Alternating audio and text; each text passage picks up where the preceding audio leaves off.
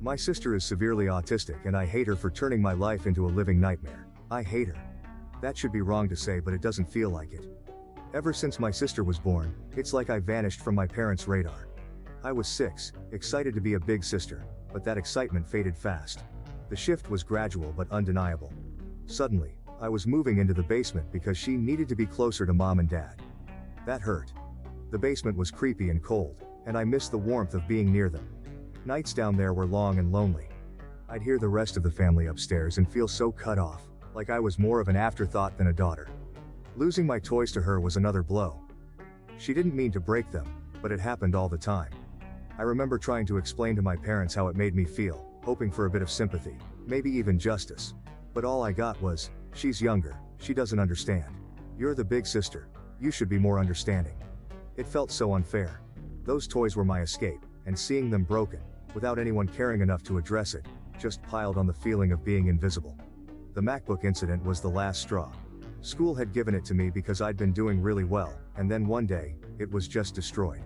My school was mad at me for being careless, and my parents. They just added to the blame. No one stopped to consider it wasn't actually my fault. I was furious and hurt, but mostly, I felt alone in dealing with the mess. It wasn't just about a laptop, it was about feeling like nobody had my back. Honestly, trying to balance being a sister and having a life is rough. I love my sister, sure, but it's like my parents forget I'm still a kid too. Every time she needs something, I have to drop everything. Doesn't matter if I'm studying, hanging out, or even trying to catch a break. It's like I'm on call 24/7 without even signing up for it. I couldn't remember the last time I hung out with friends without constantly checking my phone, worried I'd miss a call from home needing me to rush back. My life felt like it was on a perpetual pause, always waiting for the next crisis or the next demand for help.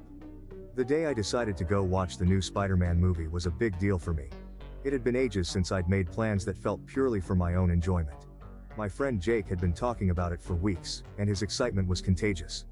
I needed that break, a couple of hours where I could just be a teenager, not a caretaker. So, I made a decision. I figured, just this once, I'd turn my phone off to enjoy the movie.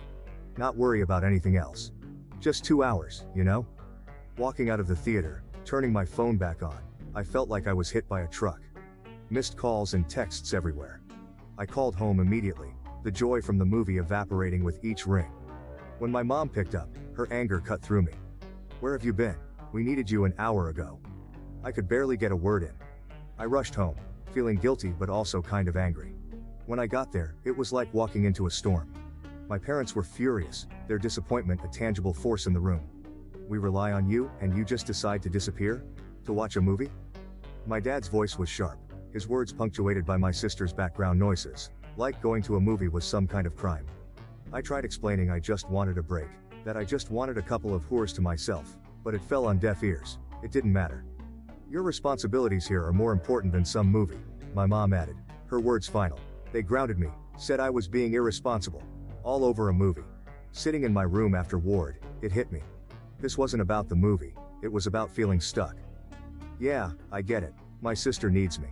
But sometimes, I just want to do something normal, without feeling guilty or getting into trouble for it. Being 18 and feeling like you're not allowed to have your own life is tough. It was about feeling trapped in a role I never chose, about longing for a piece of normalcy in a life that felt anything but normal. I loved my sister deeply, but in that moment, I couldn't help but feel robbed of the simple teenage experiences, of friendships and carefree moments. Living in my house feels like I'm trapped in a loop where everything revolves around my sister and her needs. Don't get me wrong, I get it. She needs a lot of care, and I want to be there for her. But sometimes, it feels like I'm just another item on the family's to-do list. Help your sister. Make sure she's okay. Can't you see we're busy with her? It's exhausting, feeling more like an extra hand. It's like I'm invisible unless they need something for her. This feeling of being a slave in my own home, it's suffocating. I carry this weight around, a burden that's made me question my own worth. Around the house than an actual member of the family. Then there was this one week that felt like it could be different. I had been chosen to give a speech at a school event. Something about that recognition, it lit a spark in me. I worked hard on that speech, pouring my thoughts and feelings into every word. When my parents said they'd be there to watch me, for the first time in a long time, I felt valued. Finally, something about me. I worked on my speech every night, imagining looking into the crowd and seeing my parents there, maybe even catching them smiling proudly. The excitement was like a beacon, a rare light in the usual dimness of my daily life. Like, maybe this time things would be different. But they weren't. They missed it because of something with my sister. Once again, they blamed it on my sister. Standing there, about to start my speech, and not seeing them crushed me. I pushed through, voice shaky and hands trembling. I cried. Not just for the speech, but for all the times I felt sidelined. Yeah, I made it through, and people clapped, but it felt empty. The whole walk home, I couldn't stop the tears. It's not like I wanted to make a big deal about them missing the speech, but it just hit hard.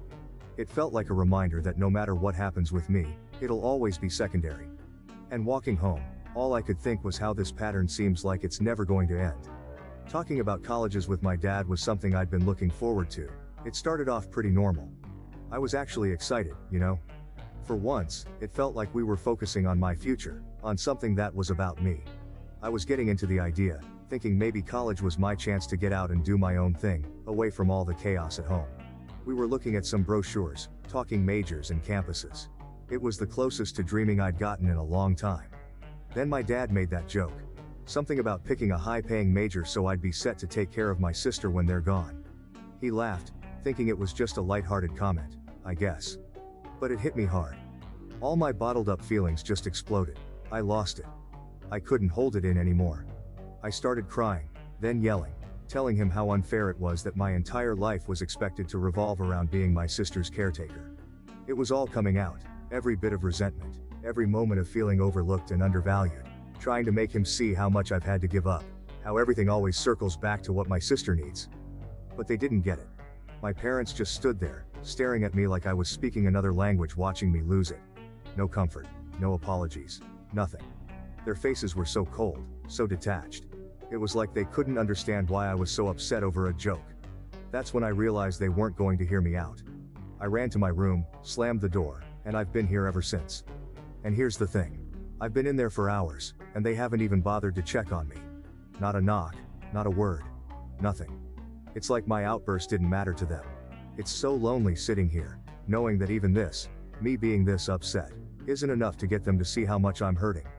It's like I'm trapped in this role they've set for me, and my feelings about it don't matter at all. Am I wrong for wanting more than this? For wanting to be seen as more than just a future caretaker for my sister? It just feels like no matter what I do, it's like my life doesn't matter. I am nothing to them. Nothing more than just an insurance for my sister after they are gone. After hours turned into a day, and then another, with no word from my parents, something in me clicked. I couldn't shake off the feeling that something had to change. It wasn't just about getting away for a bit. It was about needing some space to figure out my own stuff without always being pulled back into the same old situation. I thought of the one person who'd always seemed to get it. Grandpa. Without making a big plan, I just packed some essentials into a backpack one night and left. I texted him I was coming over, half expecting him to talk me out of it or to call my parents. But he didn't. He just texted back, "Doors open." Staying with Grandpa has been eye-opening. It's not like every moment has been some deep heart-to-heart, but it's just calm here. He lets me be. We've talked about college, about what I might want to do, and it's the first time in a while I've been able to think about my future without feeling guilty or stressed. He's been supportive, encouraging me to think about what I want, not what I feel obligated to do. It's weird, but in just a week here, I've felt more like myself than I have in years. We've had meals together, watched some old movies, and he's shared stories about when he was my age. It's been nice, simple, and kind of freeing. I've even started researching colleges again, this time looking at programs I'm actually interested in, not just ones that might make enough money to take care of my sister in the future. Being with Grandpa has given me a glimpse of what that might look like, and it's something I want to hold on to. Wow, thank you for all the support and love that you guys have given me. I never expected this post to reach the popularity it did. Thank you all. After thinking about it for these past few hours, you are right that I don't despise my sister. It's not her fault that she was born the way she is. My parents came to talk to me a while after my breakdown, but I was unable to bring myself to talk to them and only cried and asked them to leave. They have made arrangements with my grandfather for me to stay with him for the time being. My parents want to talk to me, but we have decided it's best I leave for now to have some space and time to collect myself. We will be sitting down and talking later this week about this issue. Thank you all again for the love and support through this. I started by telling my grandpa the story of why I broke down the way I did, and to be honest, when I finally spilled everything to Grandpa, His reaction was way more intense than I expected. I mean, I knew he'd be surprised, but he looked downright shocked, horrified. I told him all about how things have been at home, how I've basically been my sister's full-time caregiver on top of everything else, and how it all came crashing down that day with my dad's joke about college and taking care of her forever. Grandpa was seriously upset, especially when he found out that my sister was supposed to have professional help that she wasn't getting. He said a lot of stuff. He told me some things that I don't feel comfortable repeating here, but in essence my sister is supposed to be getting care from a professional and that my parents were ignoring that. But the gist was that it wasn't right or safe for me to be in that position, especially with how things were with my sister. He couldn't believe my parents were putting all this on me, and that they'd kept so much from the rest of the family. He was also really mad about the whole movie incident, saying it was the last straw that showed how unfairly I was being treated. Grandpa's pretty chill most of the time, so seeing him this mad was kind of a big deal. He told me straight up not to talk to my parents unless he was there, which was a relief honestly. He said he'd talk to them first, sort everything out, and be there with me for any conversations in the future. But it wasn't just Grandpa. Over the next few days, I heard from aunts, uncles, cousins, you name it. They were all checking in, making sure I was okay, and they were all just as shocked as Grandpa was. Turns out, my parents had been telling everyone they had a professional caregiver for my sister, and even taking money from the family to pay for it. Except, that caregiver never existed.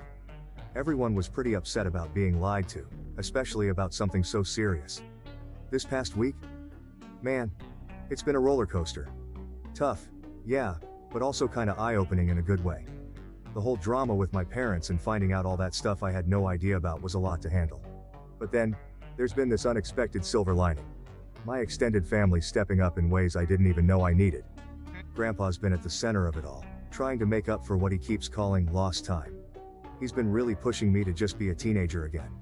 It's weird but nice, getting nudged to hang out with my friends more, or just chill and do whatever I feel like, stuff I haven't really done in, well, forever.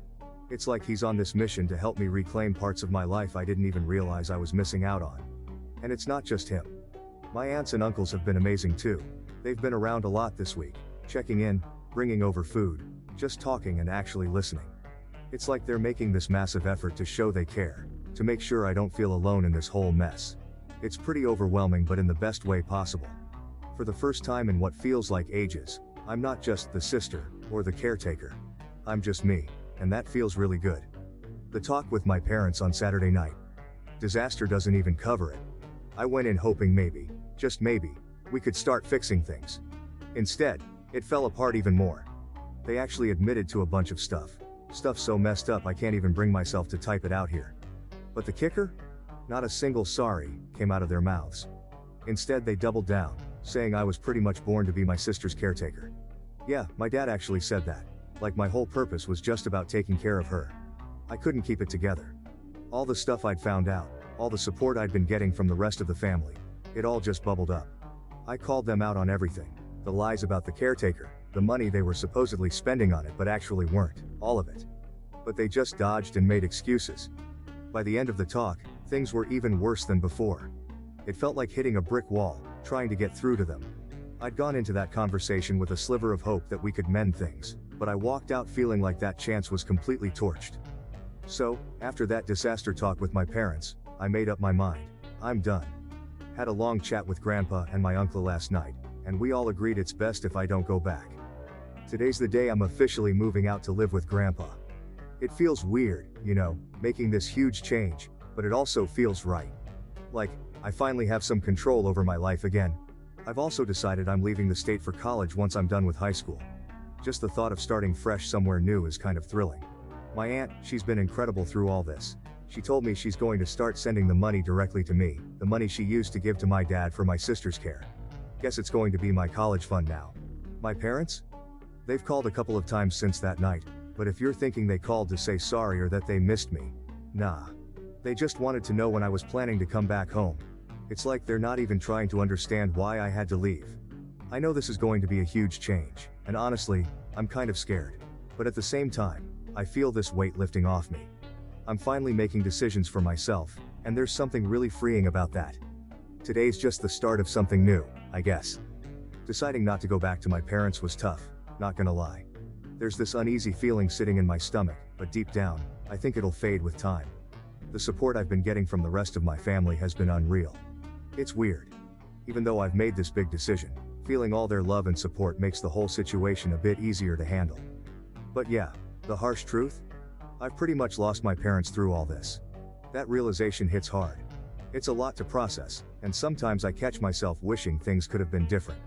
But through all the mess, I've come to see something really important. I don't hate my sister. That anger I thought I felt towards her was misplaced. She's not the one to blame for how our parents chose to handle things. I love her, more than I can say, and hating her for something she had no control over was wrong on so many levels. I hope, someday, I can make that right.